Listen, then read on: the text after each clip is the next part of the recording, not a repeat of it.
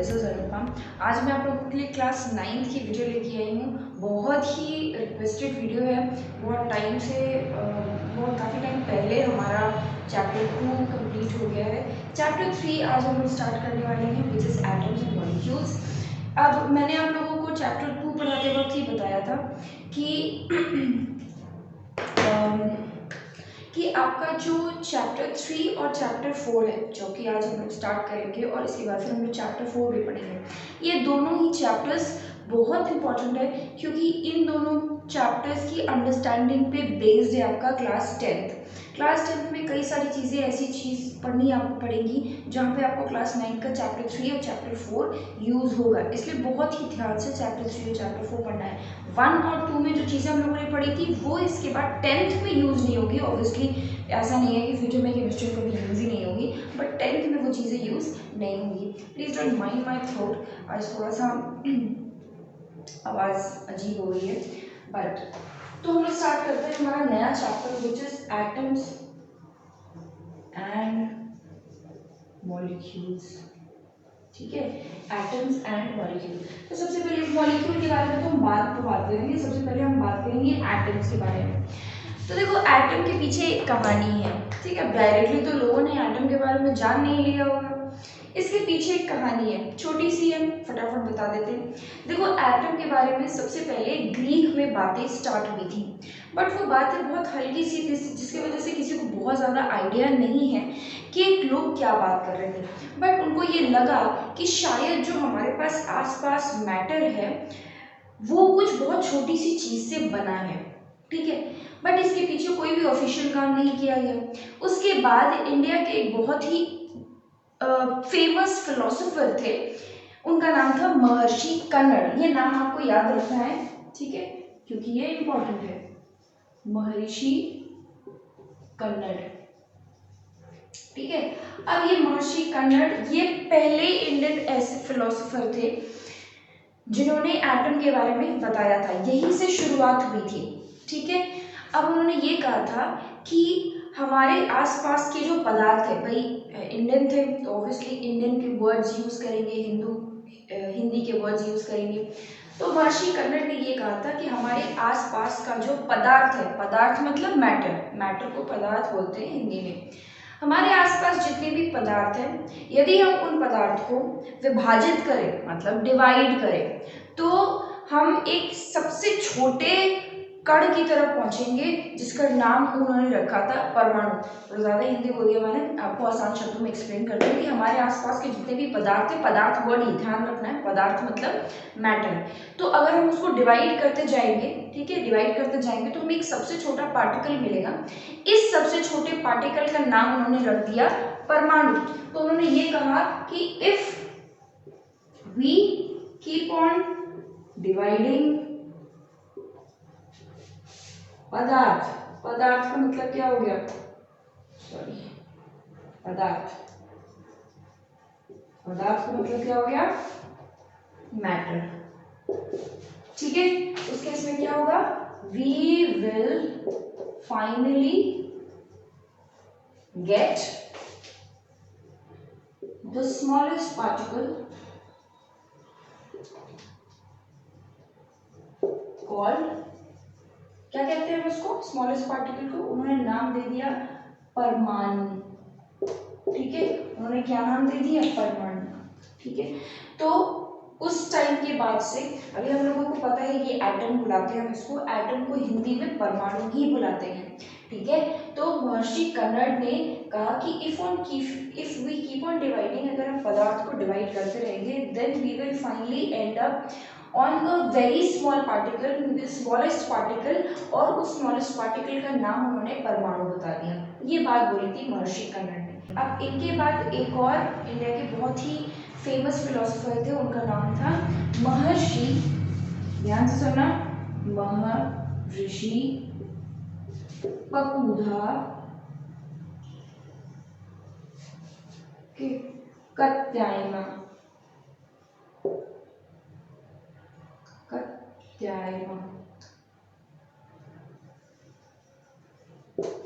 ठीक है, महर्षि पकुधा कात्यायन। ठीक है, पकौड़ा से याद रख लेना पकौड़ा। तो महर्षि पकोधा कात्यायन ने यही जो बात महर्षि कन्नड़ ने कही थी, यही बात इन्होंने क्या कर दी, थोड़ा सा और इलाबोरेट करके बता दी। और इन्होंने क्या कहा था कि जो पदार्थ है, ठीक है, पदार्थ है, उसको हम डिवाइड करते जाएंगे तो परमाणु बनेगा। इन्होंने क्या कहा कि अगर इन्हीं परमाणुओं को हम जोड़ देंगे तो हमें पदार्थ मिल जाएगा। ठीक है, इन्हीं की बात को उन्होंने थोड़ा अलग ढंग से बता दिया कि यदि हम इन्हीं परमाणुओं को जोड़ दें तो क्या बन जाएगा, हमें पदार्थ मिल जाएगा। ठीक है, सेम बातें, कोई बहुत ज्यादा नई बात नहीं बताई थी उन्होंने, पर हाँ महर्षि कन्नड़ का बहुत बड़ा कंट्रीब्यूशन था टुवर्ड्स परमाणु। अब इसके बाद महर्षि कन्नड़ हो गए फिलोसोफर डेमोक्रिटस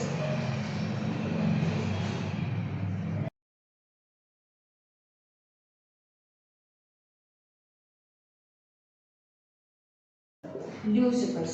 ठीक है, महर्षि पकोधा कात्यायन के बाद ये ग्रीक के लोग थे, ये दो अलग अलग लोग हैं, डेमोक्रिटस और ल्यूसिफस। कहाँ के लोग हैं ये, ग्रीक के लोग हैं। इन दोनों लोगों ने फाइनली ऑफिशियली एटम के बारे में बताया।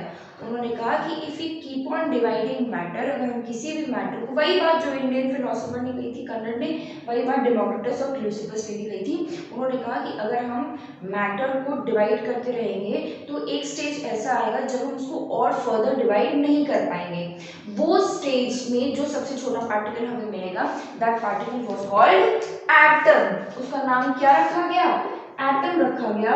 एटम एक ग्रीक वर्ड है भाई, जैसे महर्षि कन्नड़ ने अपनी भाषा में बात करी, वैसे ही डेमोक्रिटस और ल्यूसिफस ने अपनी भाषा में बात करी। तो एटम एक ग्रीक वर्ड है जिसका मतलब है इनडिविजिबल। इसका मतलब क्या है, इनडिविजिबल। तो डेमोक्रिटस और ल्यूसिफस ने फाइनली नाम एटम दिया था। तो अगर आपसे कोई पूछेगा कि एटम नाम किसने दिया था, तो किसने दिया था, डेमोक्रिटस और ल्यूसिफस ने। ठीक है, अंडरस्टूड। इसके आगे ये लिख लो, उसके आगे बताते हैं। ऑलराइट, तो ये तो बात हो गई, हमारी छोटी सी कहानी हो गई एटम पे कि एटम नाम कहाँ से आया। तो सबसे पहले महर्षि कन्नड़ ने बोला था कि पदार्थ को डिवाइड करते रहो, परमाणु मिल जाएगा।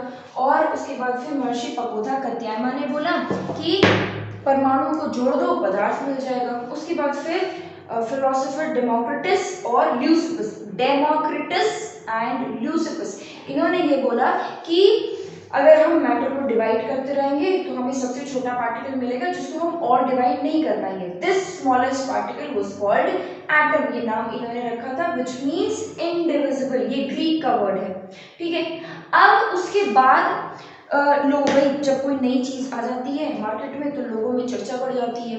तो ग्रीक के लोगों में भी यही चीज होने लग गई, लोग सोचने लगे क्या है ये, क्या है ये, एटम के बारे में क्या है, क्या है। तो अब ये जो रेवोल्यूशनरी थ्योरी थी एटम के बारे में, ये दी थी जॉन डाल्टन ने। ठीक है, किसने, जॉन डाल्टन। ठीक है, बहुत ही इंपॉर्टेंट थ्योरी है ये। यहाँ से लोगों को एक आइडिया लगा कि एटम एक्चुअल में है क्या। तो ये इन्होंने कुछ पोस्टुलेट्स दिए थे, पोस्टुलेट्स मतलब स्टेटमेंट्स। ठीक है, उन्होंने अपनी थ्योरी में कुछ स्टेटमेंट्स दिए थे, सारे स्टेटमेंट्स मैं भी यहाँ पे लिख दूंगी तो आप लोगों को क्लियरली समझ में आएगा। जॉन डाल्टन ने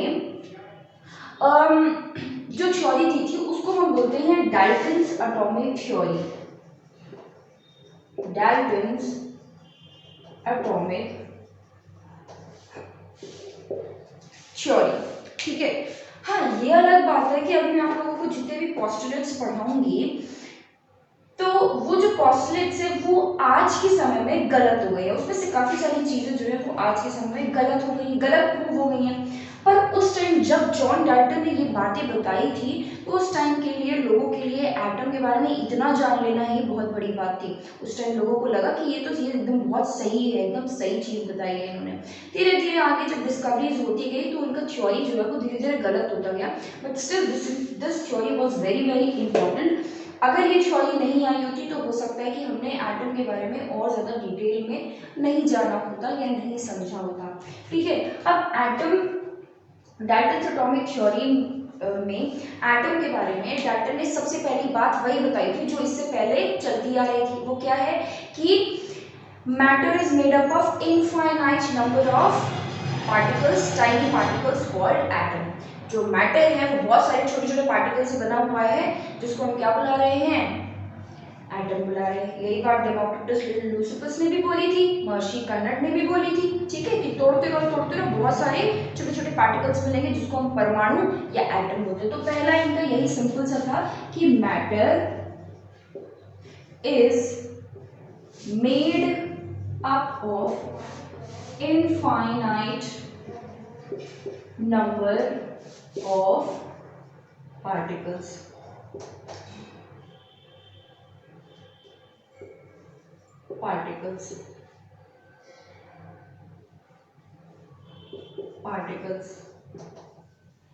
ठीक है, तो matter is made up of infinite number of particles called, क्या बोलते हैं इनको, एटम। क्या बोलते हैं, एटम। फिर उन्होंने ये बोला कि ये जो एटम है ये क्या है, ये बहुत छोटे हैं और ये इनडिविजिबल है, ठीक है। These atom are very very small and can not be further divided, ठीक है, ये बात भी पहले से पता थी हमको। तो उन्होंने क्या बोला कि atom are very small in size and are indivisible, ठीक है। उन्होंने क्या बोला कि एटम जो है वो क्या है, इनडिविजिबल है। अब जरा थर्ड पॉइंट को समझते हैं। देखो जो थर्ड पॉइंट उन्होंने ये बताया, हम लोगों ने इसके प्रीवियस वाले चैप्टर में प्योर सब्सटेंसेस पढ़ा था, ठीक है, क्या पढ़ा था, प्योर सब्सटेंसेस पढ़ा था। अब हम लोगों ने इसके पहले वाले चैप्टर में प्योर सब्सटेंसेस पढ़ा था। अब प्योर सब्सटेंसेस में हम लोगों ने एलिमेंट्स के बारे में पढ़ा था, ठीक है, ये जितनी भी आसपास की चीजें होती हैं वो अब एलिमेंट्स जो है, जब बहुत सारे एटम्स, एलिमेंट का सबसे छोटा पार्ट कौन है, एटम है, ठीक है। जैसे हाइड्रोजन एटम, जैसे हाइड्रोजन एक एलिमेंट है, हाइड्रोजन के एटम्स पाए जाएंगे। ऑक्सीजन एक एलिमेंट है, ऑक्सीजन के एटम्स पाए जाएंगे। और जैसे फॉर एग्जांपल वाटर किससे बना है, भाई, वाटर किससे बना है, H2O से बना है।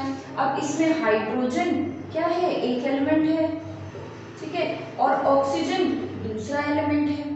यहाँ पर वाटर बनाने के लिए हमें H2O है ना, हमें 2 हाइड्रोजन के एटम चाहिए और एक ऑक्सीजन का एटम चाहिए, ठीक है। तो ये जो हाइड्रोजन, ऑक्सीजन, कार्बन, नाइट्रोजन, ये जितनी भी चीजें हम पढ़ते हैं वो सब क्या है, एलिमेंट्स हैं, ठीक है। इन सबको क्या बोलते हैं, एलिमेंट्स। जब हम इनके एक एक एटम की बात करते हैं तो हम क्या बोलते हैं, एटम। जैसे यहाँ पे 2 हाइड्रोजन के एटम, एक ऑक्सीजन का एटम कंबाइन होगा और क्या बनाएगा, वाटर बनाएगा, ठीक है। तो मुझे लगता है कि थोड़ा सा डिफरेंस आप लोगों को आइडिया लग गया होगा कि एटम क्या होता है। अब उन्होंने ये बोला कि, ध्यान से सुनो, उन्होंने ये बोला कि एक एलिमेंट के, ठीक है, बहुत ध्यान से, एक एलिमेंट के जितने भी एटम्स होंगे सब के सब आइडेंटिकल होंगे, उसके मास सेम होगा, उसका केमिकल प्रॉपर्टीज सेम होगी, उसकी फिजिकल प्रॉपर्टीज सेम होगी, उसका सब कुछ सेम होगा, ठीक है। क्या बोला मैंने, एक एलिमेंट के, जैसे फॉर एग्जांपल हाइड्रोजन हमने ले लिया, इस पूरे दुनिया में, इस पूरे यूनिवर्स में हाइड्रोजन के अलग अलग एटम, भाई हाइड्रोजन आपका हाइड्रोजन गैस होता है, हाइड्रोजन गैस में भी एटम हाइड्रोजन के प्रेजेंट होंगे, वाटर में भी हाइड्रोजन प्रेजेंट है, तो अलग अलग जगह पे हाइड्रोजन प्रेजेंट होगा, अलग अलग फॉर्म में, कहीं हवा के फॉर्म में, कभी पानी के फॉर्म में, कभी किसी और फॉर्म में, ठीक है। आपका जो एलपीजी सिलेंडर है उसमें हवा भरा हुआ है, आपको हाइड्रोजन भरा हुआ है, हमारा जो स्किन है वो हाइड्रोजन से बना हुआ है, ठीक है। ग्लूकोज जो हम खाते हैं उसमें भी हाइड्रोजन प्रेजेंट होता है। तो हाइड्रोजन एक जगह नहीं है, बहुत जगह है, अलग अलग जगह पे फैला हुआ है। तो उन्होंने ये बोला कि हाइड्रोजन के इस पूरे यूनिवर्स में जहां जहां जितने भी एटम्स हैं सब के सब कैसे होंगे, एक जैसे होंगे, मतलब उनका मास एक जैसे होगा। हाइड्रोजन का मास कितना होता है, 1 ग्राम, ठीक है। उनका मास क्या होगा, हमेशा सेम होगा, ठीक है। सारे हाइड्रोजन के एटम्स का, इस दुनिया में जितने हाइड्रोजन के एटम हैं सारे हाइड्रोजन के एटम का मास सेम होगा, उसकी केमिकल प्रॉपर्टी सेम होगी। केमिकल प्रॉपर्टी से क्या मतलब है, केमिकल प्रॉपर्टी से मतलब ये है कि वो किसके साथ कैसे रिएक्शन करता है, ये चीज से होगा। हर कोई हर किसी के साथ रिएक्शन थोड़ी करता है ना, ये चीज आपको धीरे धीरे समझ में आ जाएगी। हर एलिमेंट के साथ रिएक्शन नहीं कर लेगा जाके, किसी के साथ जल्दी करता है, किसी के साथ धीरे करता है, तो ये क्या हो गई, केमिकल प्रॉपर्टी हो गई कि नहीं। तो उन्होंने ये कहा कि उस एटम के उस एलिमेंट के सारे एटम की प्रॉपर्टी जो है वो क्या होगी, सेम होगी। ठीक है, तो ये बात उन्होंने कही थी। जॉन डाल्टन ने ये कहा था कि all atoms of an element लिख सकते हो, ऑफ अ गिवन एलिमेंट लिख सकते हो, of a given element are identical in mass and, क्या बताया मैंने, chemical properties, mass and chemical property. ठीक है, केमिकल प्रॉपर्टी। ये बात बहुत इंपॉर्टेंट, बहुत ही नई बात डाल्टन ने बताई कि एक एलिमेंट के जितने भी एटम होंगे सबके सब आइडेंटिकल होंगे, सबके सब सेम होंगे। ठीक है, अब उन्होंने इसके बाद एक और इसी से मिलती जुलती एक बात बताई। उन्होंने ये बोला कि दो अलग अलग एलिमेंट अगर हैं तो उनके एटम के हर एक प्रॉपर्टी अलग होगी, उसका मास अलग होगा, उसकी केमिकल प्रॉपर्टी, कोई चीज उन दोनों की सेम नहीं होगी, ना उसका मास सेम होगा और ना ही उसकी केमिकल प्रॉपर्टी सेम होगी अगर दो अलग अलग एलिमेंट है। जैसे फॉर एग्जांपल हाइड्रोजन और ऑक्सीजन दो अलग अलग एलिमेंट है। उन्होंने ये कहा कि इस पूरी दुनिया में जहां कहीं भी ऑक्सीजन और हाइड्रोजन होंगे दोनों एकदम अलग होंगे। ऑक्सीजन का एटम एकदम ही अलग, उसकी प्रॉपर्टी अलग, उसका मास, और हाइड्रोजन का एलिमेंट एकदम अलग, उसकी प्रॉपर्टी अलग और उसकी मास अलग, सब कुछ एकदम अलग होगा। कभी कोई भी चीज सेम नहीं हो सकती। दो अलग अलग एलिमेंट है तो उसकी प्रॉपर्टीज भी अलग अलग होगी। अगर एलिमेंट सेम है तो प्रॉपर्टीज भी सेम होंगी, किसकी, सारे एटम्स की। तो ये बात उन्होंने कही थी जॉन डाल्टन ने, क्या कि different atom of different elements are different, या ऐसे लिखते हैं have different, ज्यादा आप लोगों को ऐसा ना हो कंफ्यूजन, डिफरेंट डिफरेंट कुछ ज्यादा ही हो गया, have different mass and chemical properties. समझ में आ रहा है? सब ऊपर से तो नहीं जा रहा, समझ में आ रहा होगा। ठीक है, तो पहले तो पॉस्टुलेट्स जो है वो तो बहुत ही आसान है। Matter is made up of infinite number of particles called atom. कोई सिंपल सी बात है, कोई बहुत ज्यादा दिक्कत वाली बात नहीं है। Atoms are very small in size and are indivisible, divide नहीं कर सकते। ये बात डाल्टन ने बताई थी, इससे पहले मैंने बात कर ली थी। ठीक है, all atoms of a given element are identical in mass and chemical properties. ठीक है, एक एलिमेंट के जितने भी एटम्स होंगे सबके सब कैसे होंगे, आइडेंटिकल होंगे, किसमें, मास और केमिकल प्रॉपर्टीज में। Atoms, different atom of different element have different mass and chemical properties. अलग अलग एलिमेंट के अलग अलग एटम होंगे और उन एटम के कोई भी चीज सेम नहीं हो सकती, सब कुछ डिफरेंट होगा, उसका मास डिफरेंट होगा, उसका केमिकल प्रॉपर्टीज सब कुछ डिफरेंट होगी। ठीक है, ये चार पोस्टुलेट्स हो गए। उसके बाद फिर अगला देखो, अगला क्या है कि ये जो एटम्स हैं, ठीक है, अलग अलग एलिमेंट के एटम हैं, वो क्या करते हैं, एक दूसरे के साथ कंबाइन करते हैं। ठीक है, एक दूसरे के साथ क्या करेंगे, कंबाइन करेंगे इन फिक्स्ड रेशियो, रेशियो फिक्स्ड होगा। ठीक है, एक दूसरे के साथ कंबाइन करते हैं और क्या बनाते हैं, क्या बनाते हैं, कंपाउंड बनाते हैं। क्या बनाते हैं, कंपाउंड। याद रखना, कंपाउंड कब बनता है, जब दो या दो से ज्यादा एटम्स आपस में कंबाइन करते हैं। देखो कैसे, जैसे हमने अभी पढ़ा था वाटर। अब वाटर में हाइड्रोजन और ऑक्सीजन, हाइड्रोजन और ऑक्सीजन, ये क्या है, दोनों आपस में क्या कर रहे हैं, कंबाइन कर रहे हैं, तब तो वाटर बना। वाटर कब बना, जब हाइड्रोजन और ऑक्सीजन आपस में कंबाइन कर, ये किसी दूसरे एलिमेंट का है, ये किसी दूसरे एलिमेंट का है।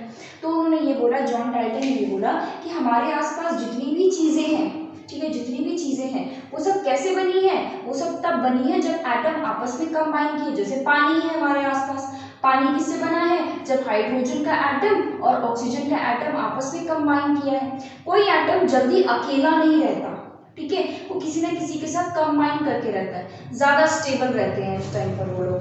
ठीक है, तो एटम एक दूसरे के साथ क्या करते हैं, कंबाइन करते हैं टू फॉर्म कंपाउंड। ये बहुत ही इंपॉर्टेंट उन्होंने बताया, ठीक है, कि बहुत ही इंपॉर्टेंट बात बता दी उन्होंने क्या बोला कि atom combine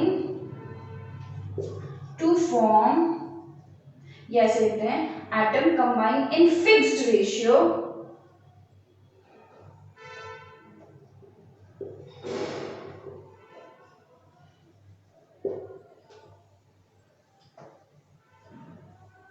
to form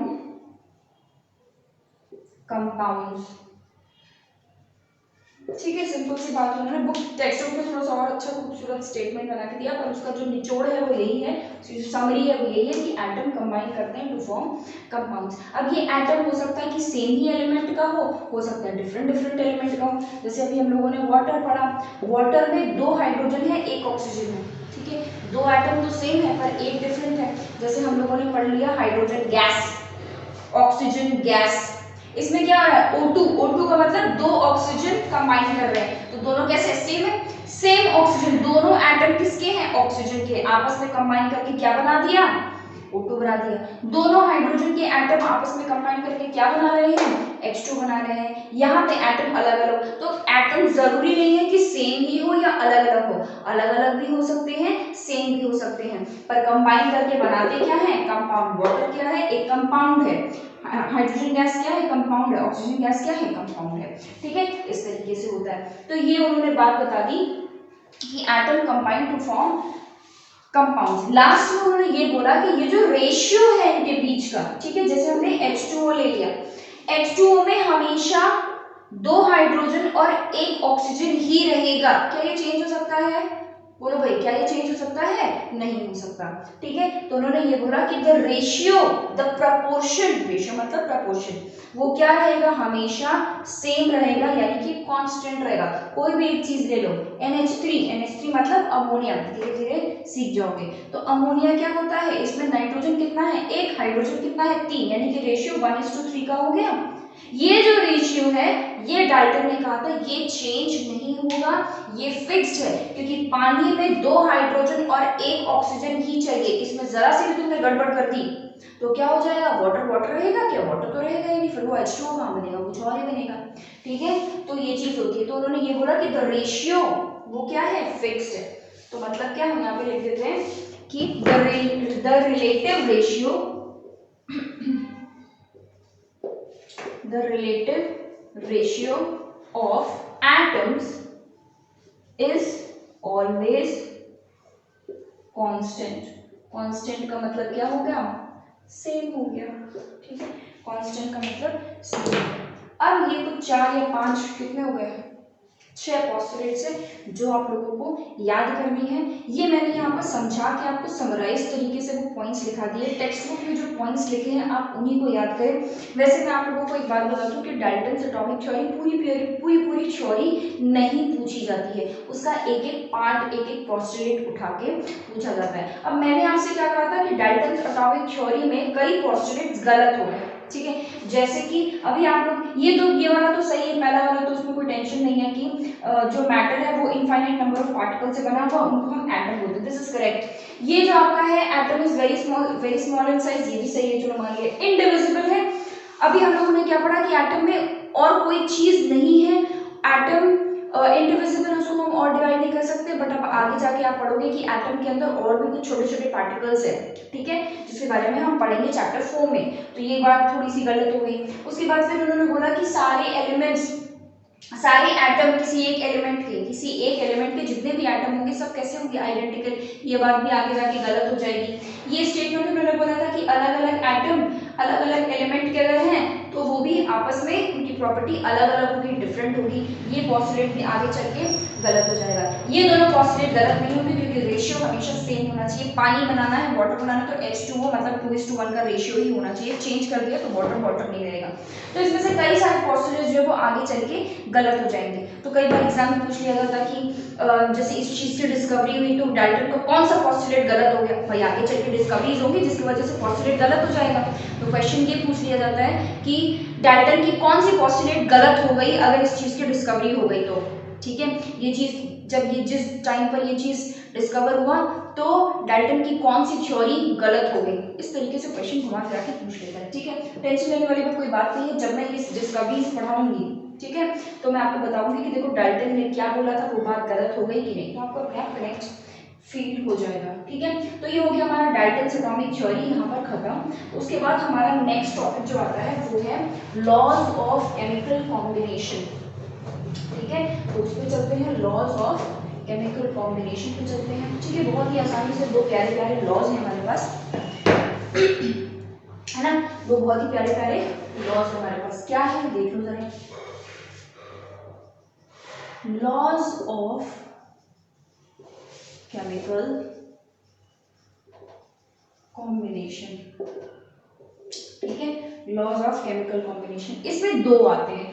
laws of chemical combination, chemical combination मतलब हम केमिकल्स को कंबाइन कर रहे हैं, मतलब क्या कि यहाँ पे रिएक्शन होने की बात हो रही है। जब कोई रिएक्शन हो रहा होगा तो कौन कौन से लॉज फॉलो होते हैं, वही यहाँ पे हमको पढ़ना है। तो केमिकल कॉम्बिनेशन का मतलब आसान शब्दों में क्या हो गया, केमिकल रिएक्शन।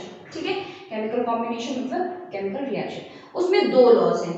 पहला लॉ है आपका लॉ ऑफ कंजर्वेशन ऑफ मास।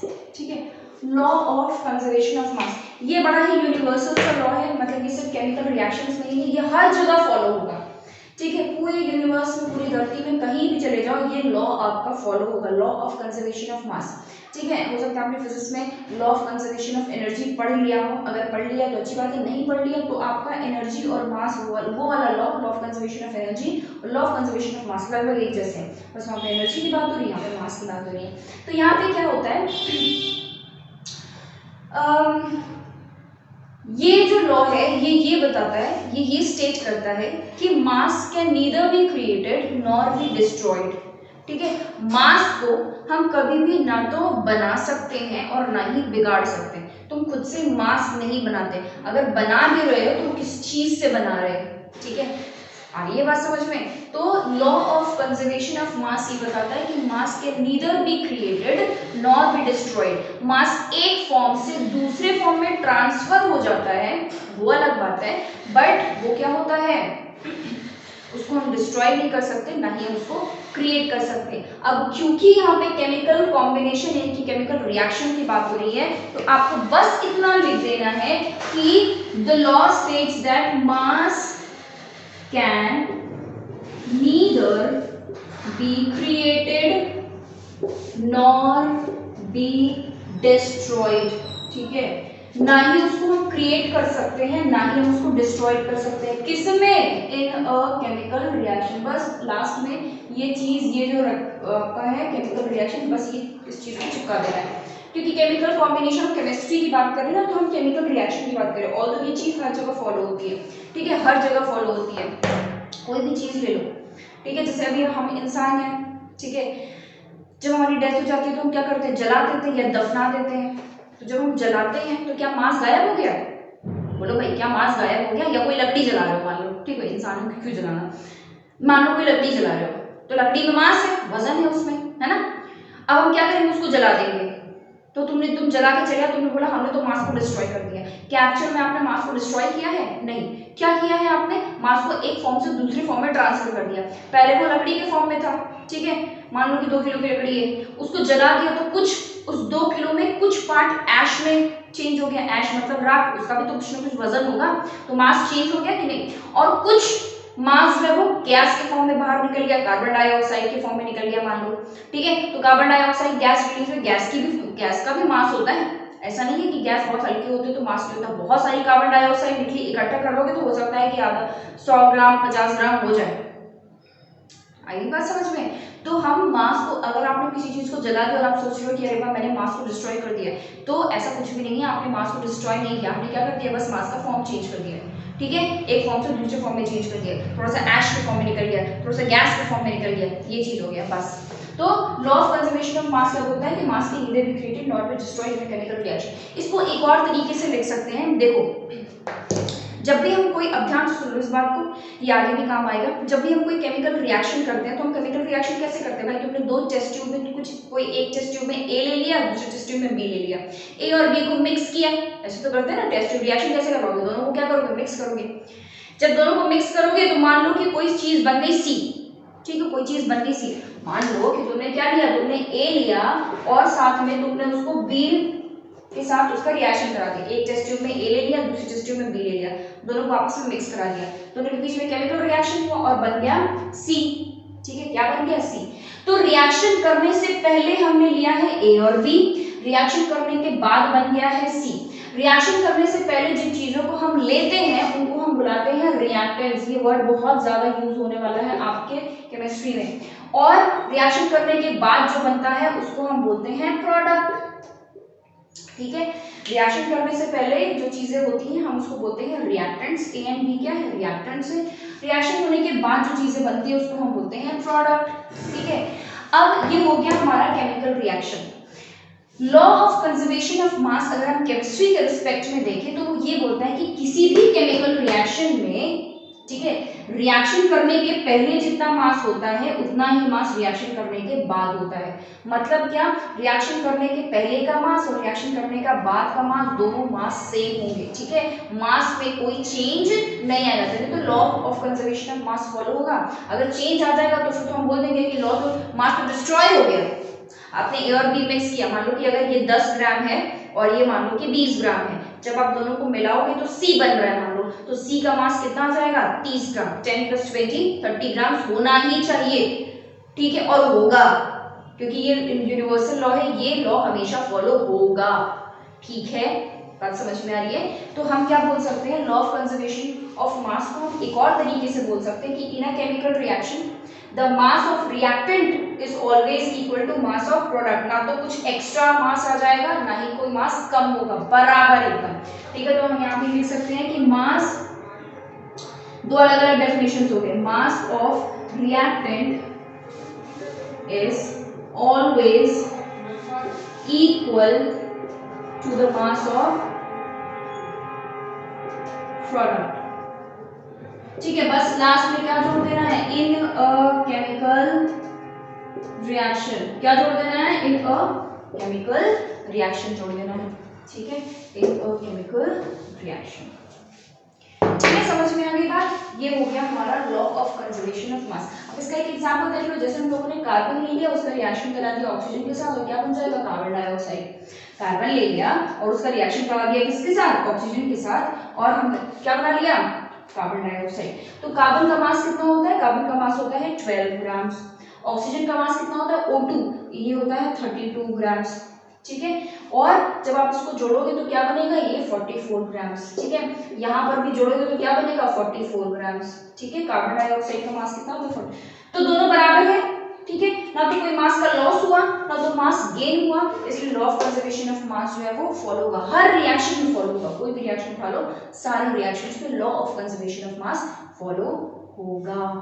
ठीक है, नेक्स्ट हमारा जो लॉ आता है वो है लॉ ऑफ डेफिनेट प्रपोर्शन या लॉ ऑफ कांस्टेंट प्रपोर्शन। दोनों ही नाम से इसको बुला सकते हैं। देखो जरा, लॉ ऑफ डेफिनेट प्रपोर्शन क्या बोलता है?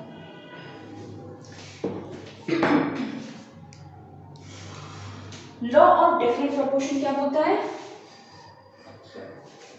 सेकेंड लॉ है ना, लॉ ऑफ डेफिनेट प्रपोर्शन।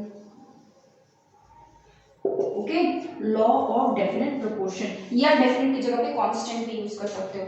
ये लॉ ये बताता है कि किसी भी कंपाउंड में, ठीक है, किसी भी कंपाउंड में, जब भी कंपाउंड का एग्जांपल लेना होगा तो हम क्या लेंगे? हमेशा क्या लेंगे? बोल भाई,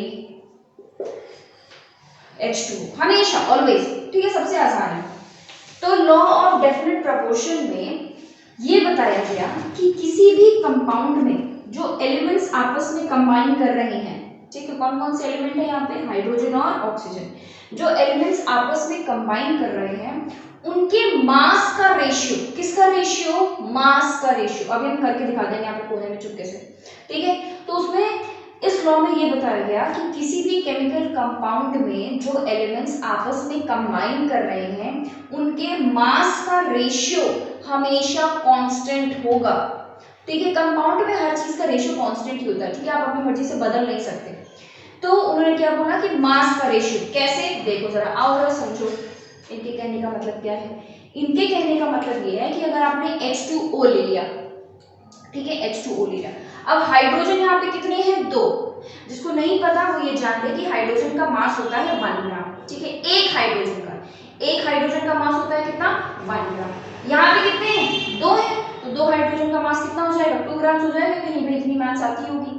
यहाँ पर है ऑक्सीजन, कितना, एक ऑक्सीजन का मास होता है 16 ग्राम। कितना होता है, 16 ग्राम। धीरे धीरे याद हो जाएगा, ये सब याद करना पड़ेगा। ठीक है, थोड़ा इसमें थोड़ा सा टेंशन लेके पढ़ाई करो।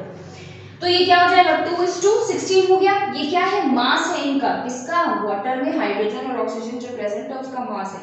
अब इसका अगर रेशियो लोएस्ट फॉर्म में निकालना हो तो क्या हो जाएगा, 1:8 आएगा। तो उन्होंने ये बोला कि ये जो रेशियो 1:8 है ये हमेशा फिक्स्ड रहेगा, हमेशा डेफिनेट रहेगा या फिर कांस्टेंट रहेगा। वो इसी रेशियो की बात यहाँ पर कर रहे हैं। ठीक है, यहाँ पे वो ये नहीं बोल रहे कि कितने हाइड्रोजन और कितने ऑक्सीजन ना, वो सिर्फ ये बोल रहे हैं कि उनका मास निकालो।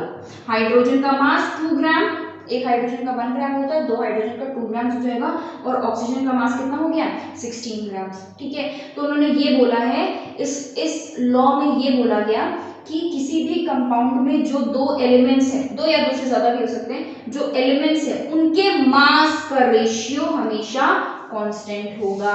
ठीक है, 2 तो हमेशा क्या होगा, कांस्टेंट होगा। तो लिख लेते हैं यहाँ पे, in a compound elements combined in fixed proportion by mass। ठीक है, प्रपोर्शन की जगह पे आप रेशियो भी लिख सकते हो, कोई टेंशन वाली बात नहीं होगी। मैंने क्या लिखा, in a compound elements combined in fixed ratio या प्रपोर्शन बाय मास। एक कंपाउंड में जो एलिमेंट्स हैं उनका जो रेशियो है वो क्या होगा, फिक्स्ड होगा। उनके मास का रेशियो याद रखना, यहाँ पर किसकी बात हो रही है, मास। दोनों ही लॉज जो है वो मास के लिए है, ये भी मास के लिए, ये भी मास के लिए। उनके मास का रेशियो क्या होगा, सेम होगा। आप ये एग्जाम्पल वहां पे दिखा सकते हो, बड़ा ही आसान सा एग्जाम्पल है। ठीक है, तो ये हो गया आपका लॉ ऑफ डेफिनेट प्रपोर्शन। ठीक है, लॉ ऑफ केमिकल कॉम्बिनेशन यहाँ पे खत्म हो गया। तो आई थिंक आज के लिए इतना ही रखते हैं। उसके बाद नेक्स्ट वीडियो में कुछ छोटी छोटी चीजें जैसे आप लोगों को पता चलना चाहिए कि एटम एक्चुअल में है क्या, आयंस क्या होते हैं, कटायंस अनायंस क्या होते हैं, मॉलिक्यूल्स क्या होते हैं, कुछ छोटी छोटी चीजें जो आप लोगों को मैं नेक्स्ट वीडियो बना के दे दूंगी। उसके बाद हमारा बहुत ही इंपॉर्टेंट टॉपिक आएगा, वो है केमिकल फॉर्मूला। ठीक है, क्रॉस वैलेंसी जिसको हम बोलते हैं। अगर आपने वो वीडियो नहीं देखी तो you will be at big loss. ठीक है, क्योंकि वो वीडियो इतनी इंपॉर्टेंट होने वाली है कि वो आपके 10th स्टैंडर्ड में बहुत ज़्यादा यूज होगी। ठीक है, तो don't forget to watch that video, it will be coming very soon, very soon. ठीक है, यहाँ पर हमारा ये टॉपिक कंप्लीट हो गया है। नेक्स्ट वीडियो में बहुत जल्दी डालूंगी एटम्स, और एटम्स के बारे में हम पढ़ेंगे, उसमें मॉलिक्यूल्स क्या होते हैं उसके बारे में पढ़ेंगे, आयंस क्या होते हैं, छोटे छोटे जो हमारे टॉपिक्स है वो हम वहाँ पर कवर कर लेंगे। ठीक है, so thank you for watching this video. And also मैं उन बच्चों को थैंक्स बोलना चाहूँगी जो मुझे मैसेज करते हैं और मुझे बताते हैं, सजेशन डालते हैं कि मैम अब 3rd चैप्टर की वीडियो डाल दीजिए, हमें ज़रूरत है। ठीक है, thank you so much for supporting, and if you are new to this channel then please subscribe to the channel because it is completely free।